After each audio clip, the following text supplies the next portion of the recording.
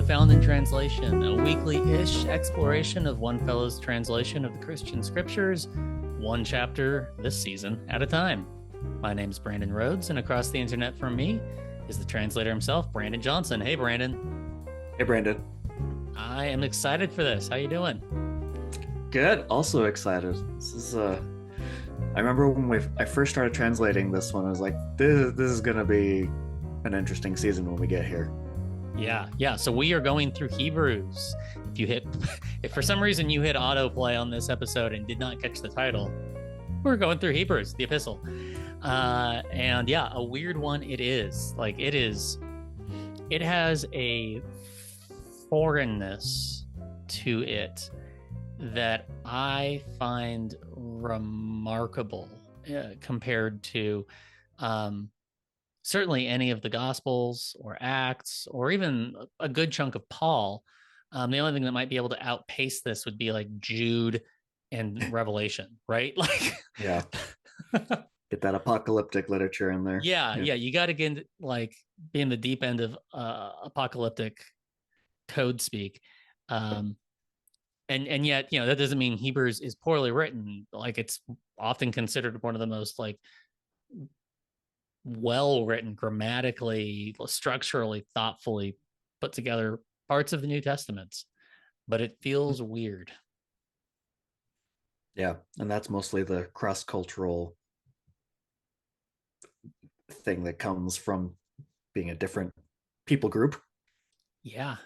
2,000 years later, different language, which there's two language, very well good Greek writer, but coming from a Hebraic language background, and yeah, and writing to an audience of that tradition and language and culture. Yeah, it has the most Hebrew Bible quotations of any book.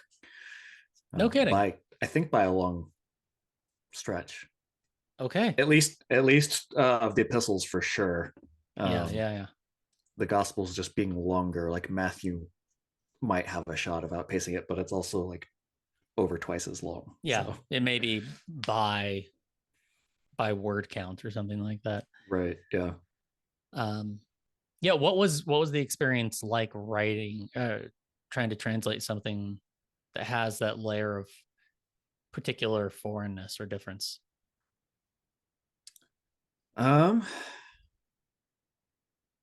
It's interesting because, like we said, the Greek is often more clear. Right now I'm going through Romans, and it often feels like, what is this trying to say? It's just the grammar of it. Right? Whereas the Greek is more clear in Hebrews, but then the concepts are more foreign. And so it's trying to how do I put the thoughts together more than how do I put the words together? The logic itself feels different, within their world and imagination, saying something well, and so Jesus was the great priest, and therefore was the sacrifice, and therefore you should be hospitable to each other. It's walk me through that. Yeah. And how we talked about before that all translation is also interpretation, because there's options. You have options for how you translate things. And so understanding the basic message, the flow of thought, is part of deciding which choices I'm going to make. So when it feels like I'm not sure where this is going, then it makes the choices more difficult. Yeah. So if you listeners are this season just listening to us, or if you do take the time to read through Hebrews, whether it's Brandon's translation or one you have on the shelf, and it feels weird, you feel confused, you feel lost, that means you're paying attention, and and probably means you're staying open-minded and not just importing the preconceived conclusions about how it all works. Because it is strange, and if you're wrestling with the text, it means, I would say, you're being faithful to it. if you're wrestling if not the blessing, then the sense out of it. To me, that's a good sign. Because yeah, this is an odd one. Before we get into, we're going to spend most of this episode walking through a few key points in the letter, so that you have a sense of where we understand it to be going as we go through it chapter by chapter in the months ahead here. But first, we should probably acknowledge a few different like basics about this letter. First, it is, we don't know who wrote it. It used to be traditionally thought of as Paul writing it, but there's plenty of good reasons to doubt that. Eusebius was an early scholar in the church who doubted that. So this isn't a recent skepticism. Thematically, it's different. Grammatically, it's different than Paul. Some people say Priscilla and Aquila, who were some colleagues of Paul, may have written it. What's do you have a favorite horse in this race? Yeah, probably Priscilla is my favorite option. The fact that the author is not named seems significant to me, leading potentially to someone who maybe wouldn't automatically have been taken as seriously, perhaps a female author. And yeah, because Priscilla is a good candidate for that. But we just don't know, really. Yeah, we just don't know. We're pretty confident it's not Paul. Like I said, it's not his writing. That's not how he writes. Yeah. What is it Wikipedia said? It doesn't have the was it volatile was one of the words to describe volatility. Yeah. And oh, I don't remember that, but there, is a fun. Yeah, it just doesn't have his like weird spark. Spontaneity. That's what it's. Spontaneity and volatility. Like, yeah, that's Paul. And the best guess is this was written to particularly Christians who didn't start off as Greek, but are Hebraic or Judeans. They Judean would be a region, but Hebrew people, right? People who were Jewish and followed Yahweh that way, and now are following Yahweh as revealed in the Christ story. And particularly, scholars say probably the ones in the Jerusalem area. Which would make them Judean. Yes, there we go. Full circle on my circumspect rambling. And the purpose. How would you describe the purpose of, like, why the hell take the time to write this very carefully crafted piece of literature, the sermon? Yeah, we were talking before we started recording about persecution, and that's pretty commonly held understanding of like what prompted it to be written, which there are certainly mentions of those ideas, the potential persecution and suffering motivating people to stray from the way back to what feels more comfortable of just like following Torah strictly, which is honestly, that shows up all over the place. Ephesians, Colossians, Galatians, Romans. This is a theme. Like, don't be tempted to abandon the good news, something that's just more familiar. So that maybe is what prompted it, but the straying from the good news that these people are doing is getting away essentially from loving each other, being hospitable, remembering that it's, to take a phrase from my translation, a widespread liberation for many, and trying to make it more of a, this is how we know we live along, by doing these specific actions in these specific ways, rather than defaulting to love is the basic idea here. Yeah, and faithfulness, as we'll see in like chapter 11, faithfulness is like the marker of that may risk even being killed for that allegiance, that faithfulness, Mm-hmm. is a And big it part of the becomes story so faithfulness far.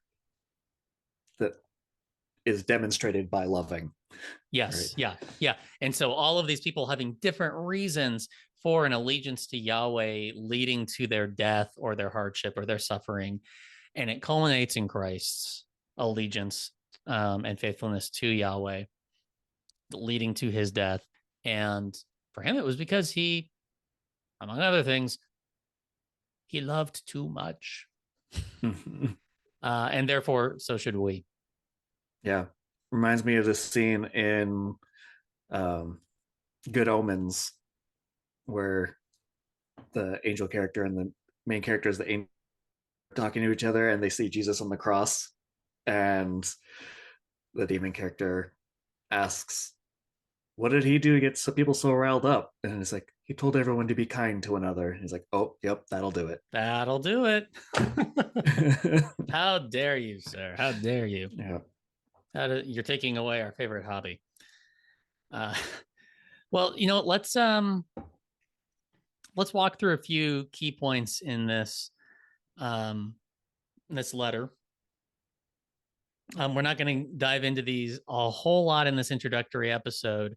We're going to do that in subsequent ones, but really just to give you a sort of a constellation of points along the way, so you get a sense of like what we think is happening in this text. So, Brandon, what's the first one we're going to do? Start right at the beginning. Okay. Pull it up here. Here we are. Hebrews 1, verses 1 and 2.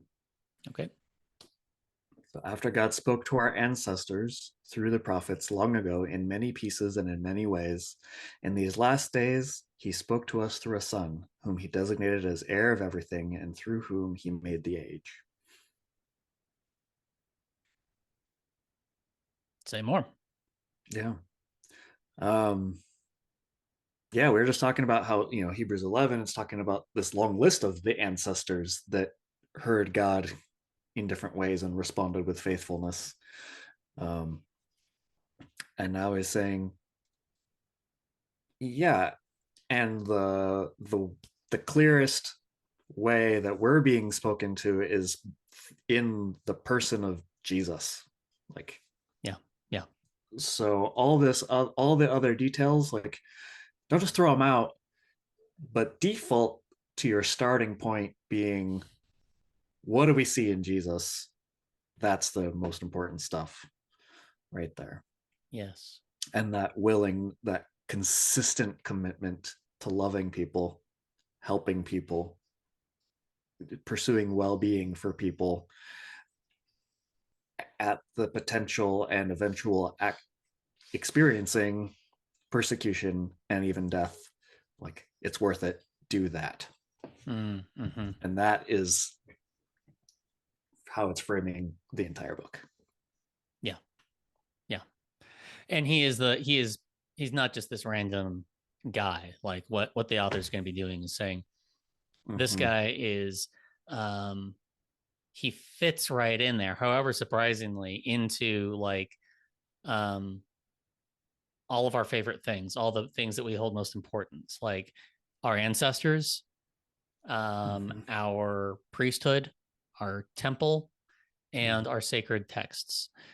These are going to be some of the big things that we're going to see how the author is arguing that Jesus and the Jesus way of being human together is, in some sense, in continuity, in a very good continuity with all of those. So yeah, starting it right off the bat. Yep. He's one of the he's part of this ancestor lineage. Let me try to persuade you on that. Yeah. All right, next one. Yeah. So chapter 2, I'm not going to read all of this, what's on the screen, but I'm going to highlight a few pieces of it. One of them being talking about how will we get out of it while ignoring such a widespread liberation. And then later in the same verse, talking about uh, purpose is to finish bringing many children to renown after beginning their liberation through his sufferings,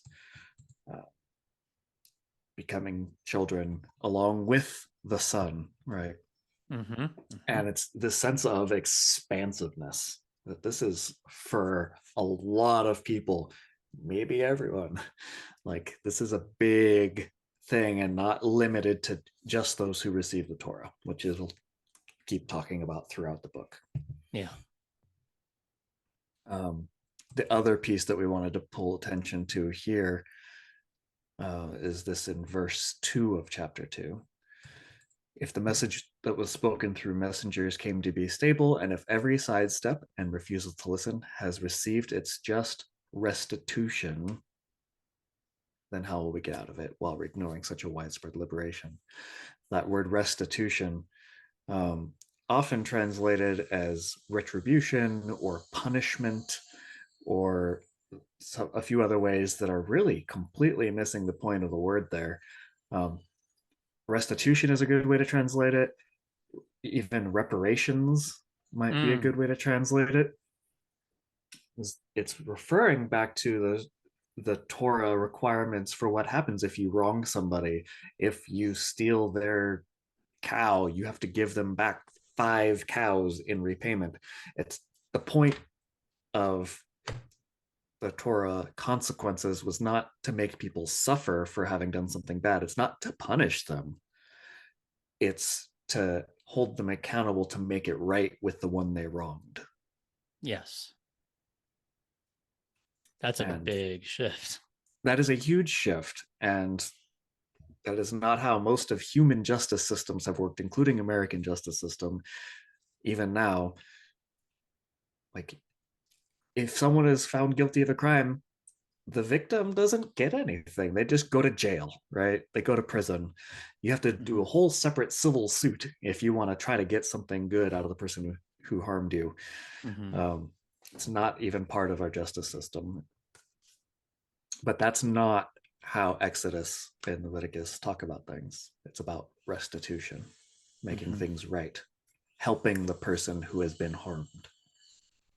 Yeah, punishment is not really part of the game.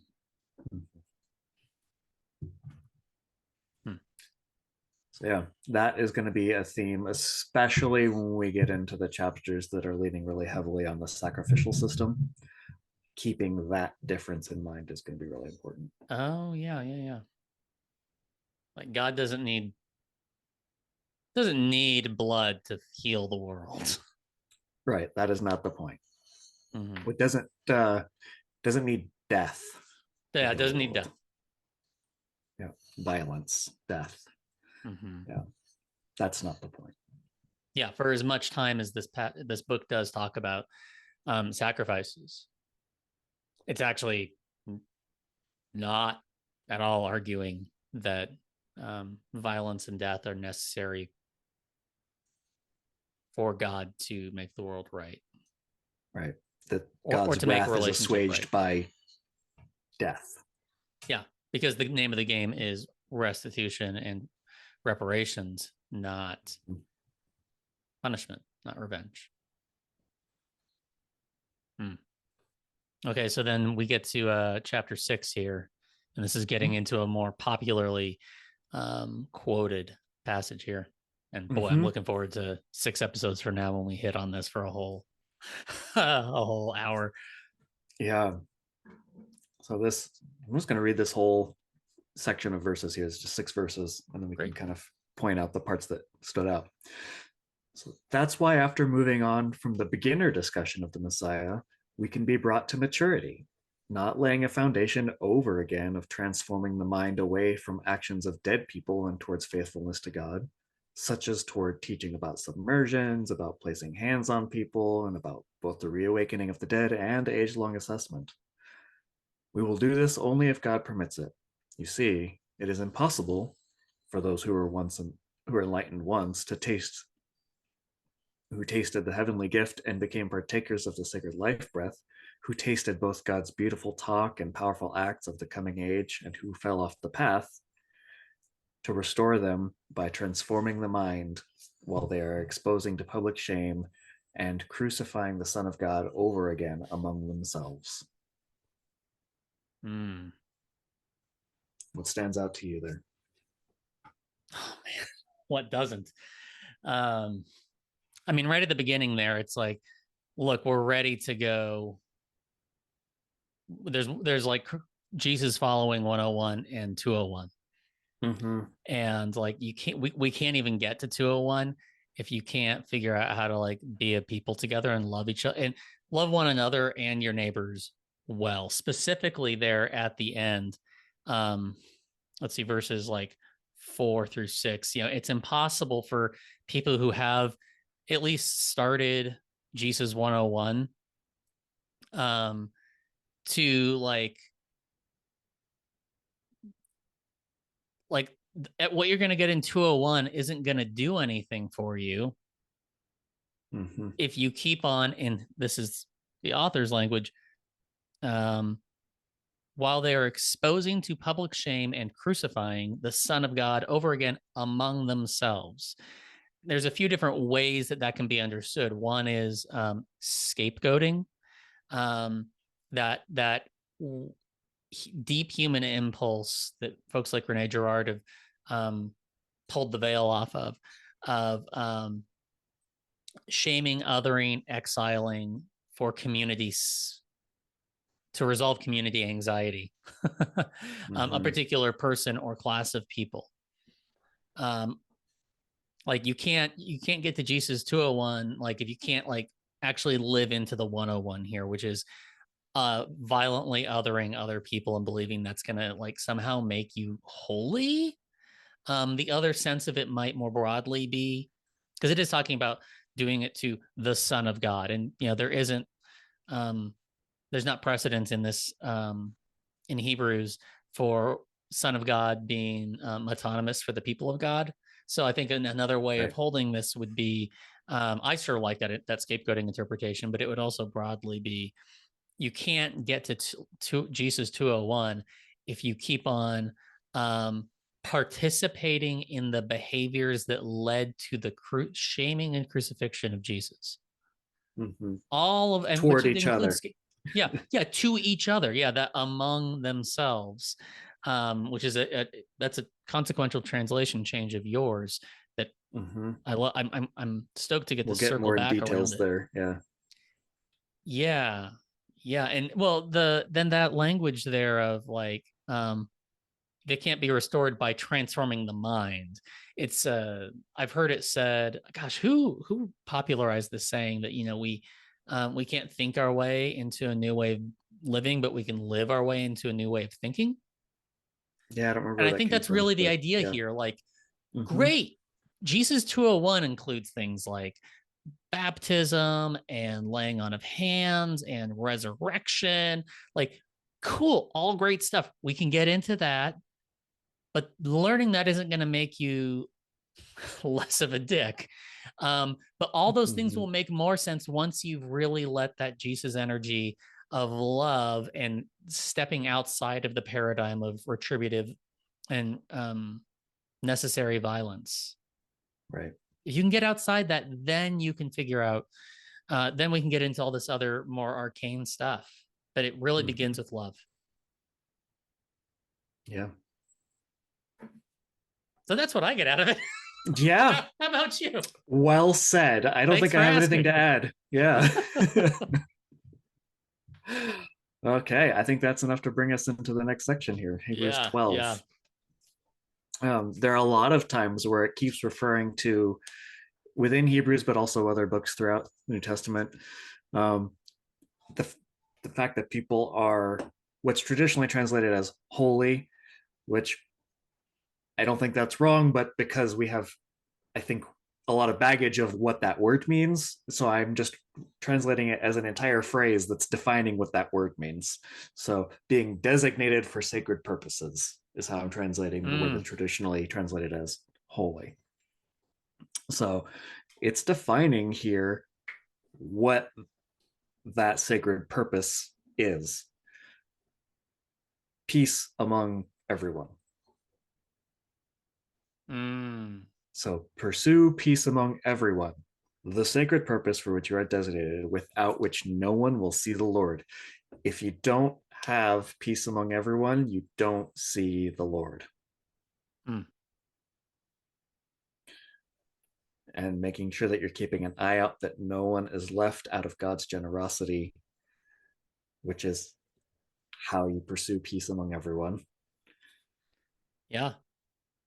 Yeah. That no one is left out of God's generosity. And leaving people out of God's generosity gives provocation, causing bitterness in those who are being left out, and then leading to people being contaminated, which, as we've talked about before in the New Testament, when it talks about being unclean, it's largely talking about being a dick to people. Right. Like it's very intentionally trying to shift from not following purity rules to what really makes you unclean. Think Matthew 15 here, is how you treat other people. Yeah. I saw you look like you were going to say something. Yeah. Yeah. I mean, it's fascinating to think of like this. I mean, this is going to be something that we're going to circle back on over and over again, because holiness language in the conventional translation is so prevalent in Hebrews, unlike anything else, I think, in the Christian canon. And the customary interpretation of or sense of that word is it's a status, not a sentness. It's to say it more scholastically, holiness has traditionally been ontological. It's something you are, not something you do, not something you're called to. It's not teleological, but Which doesn't make sense. If it's told to be holy as I am holy, how could it be ontological? Yeah. And I mean, hell, even Gehenna. Yeah. Thank you. Sorry, let me get it right. Yeah, let me get my cursing correct here. Yeah. What the Gehenna? I hear particularly Calvinists say, well, God is holy and God is just, and God is loving, as if they're in effing competition with each other. But it's like, okay, well, if holiness is being at peace with all people, at least that's what it means for a human. And we're supposed to be bearing God's image. I'm going to go on a limb here and say the divine whose image we're called to bear is pretty preoccupied with pursuing peace and union with everyone. Everyone. That radically changes how I make sense of holiness language everywhere else in the canon. I mean, this is one strand of how they made sense of that language in the early church. But it fits with my God, what we see in Matthew and John and Ephesians, and it fits. Yeah, there's no issue there. Yeah, man, I love it. And I see how it carries forward the arguments of like that, using that language in Hebrews 6 of my language of like Jesus 101. Like figure out to pursue peace with people. And it's not much more complicated than that. It can get more interesting, but not, it doesn't need to get more complicated. Right. Yeah. Which brings us to, I think, what I would call the thesis statement of the entire book is Hebrews 13, verse 1, and it's a real short one. Familial love must stay present. That's it. That's the point of the whole book. Like, that's what it's trying to communicate. And don't let anything dissuade you from that. And it gives some examples. Don't neglect welcoming strangers. Be mindful of people in prison. Don't try to punish people for being sex workers. All these things. Taking care of your own marriage doesn't mean being a dick to sex workers. Yeah. Right. Doesn't mean, yeah, mind your own business as you try to mind your own business. Right. We'll get to that passage in 2 months. Yeah. And then the second paragraph in chapter 13, which is the final chapter, basically summarizes the whole book. So it's a really neat and tidy place to come if you want to, like, what is everything that's been said throughout this book? Like, this is the summary right here. I won't read the whole paragraph, but I'm going to take snippets here, kind of focusing on the parts that we've been talking about. Jesus Messiah is the same yesterday and today and throughout the ages. Don't be swept away by varied and contrasting teachings. You see, it's favorable for the heart to be made secure by generosity, not by food that doesn't benefit those nearby, which I take to be referring to the food sacrificed by the priests in the Hebrew Bible. It's that's the security, is generosity, not sacrifices.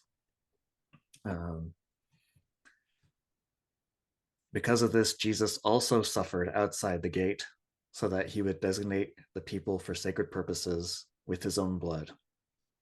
He went to be with those who had been excluded, whether it's because they're lepers or menstruating women or whatever else, people who had been excluded from the camp or outside the city gate, so that he would designate everybody for sacred purposes, everybody, by showing what it's like to give yourself for others' well-being. And so now you also are supposed to go, we should go outside the camp along with him, also bearing the abuse he experienced, being willing to suffer, being willing to be mistreated, to bring life and well-being for everybody, being generous.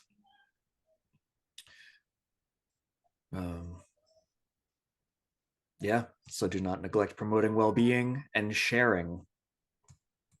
It's like that, the poster, like, everything I needed to learn, I learned in kindergarten. Like, sharing, people, come on. Isn't it interesting? Like, you tell children to share, but as soon as you start telling adults to share, you're a communist. Yep. So do not neglect promoting well-being and sharing, because God is pleased with sacrificial offerings like these. Not killing, but well-being and sharing. Yeah. That's the summary of the book. There's a lot more details than that, but that's it. That's good. That's good. Well, I'm excited for this season, man. It's going to be fun and strange. And yeah, even just as we were like charting our path a couple of weeks ago on what we want to do here, I like had to take a lap around the house afterwards, and Kelly was like, "What the hell? You didn't even record anything." I'm like, yeah, I know. It's just gonna get good. so hopefully you all will have we'll be able to retain some of that for you all here in the weeks ahead. Yeah, I think we will.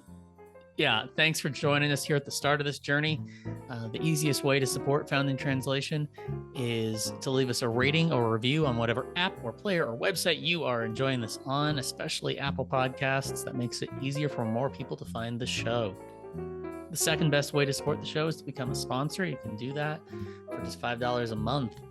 When you do that, you get comment access on the Translations Google Doc and the satisfaction that you are supporting exceptionally nerdy independent media. You can find the link to join the community in the show notes. The music you're listening to is by Kevin MacLeod at incompetech.com. Found in Translation was produced by Perry FM on unceded Chinook and Kalapuya land. Goodbye, Brandon. Bye, Brandon. Bye, everybody. See you next week.